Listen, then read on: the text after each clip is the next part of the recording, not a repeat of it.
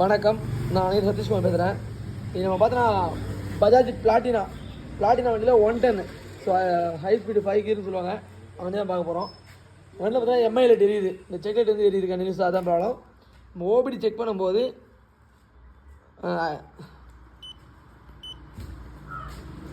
ஓட்டு sensor low voltage, bank one low voltage sensor. அதை நம்ம லைட் செக் பண்ணும்போது கரண்ட் பார்த்தா ரொம்ப கம்மியாக ப்ரொடியூஸ் பண்ணுது. 1 வோல்ட்டுக்குள்ளே வரணும், ஆனால் வோல்டேஜ் வந்து ரொம்ப கம்மியாக வருது. இதனால தான் என்னென்னா நம்ம ரைஸ் பண்ணும்போது கூட என்னென்னா வண்டியோட ரிசல்ட் கரெக்டாக வரல.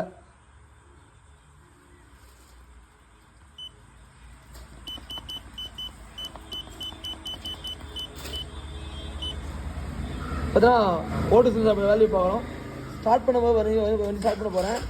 ஸ்டார்ட் பண்ணிட்டேன், ஆனால் அங்கே வந்து 0லே இருக்குது. ஸோ ப்ரொடியூஸ் பார்த்தீங்கன்னா 1 வோல்ட்டுக்குள்ளே வரணும். ரிட்டர்ன் வோல்ட்டு 1 வோல்ட்டுக்குள்ளே வரல, வருது மாதிரி கம்மியாகிடுது.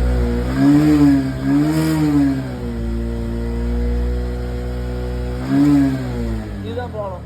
இப்போ இது என்ன பண்ணணும்னா நம்ம சென்சர் தான் வேறு மாற்றணும். இந்த சைலன்சர் சென்சரை வந்து புதுசாக தான் மாற்றணும், வழி இல்லை.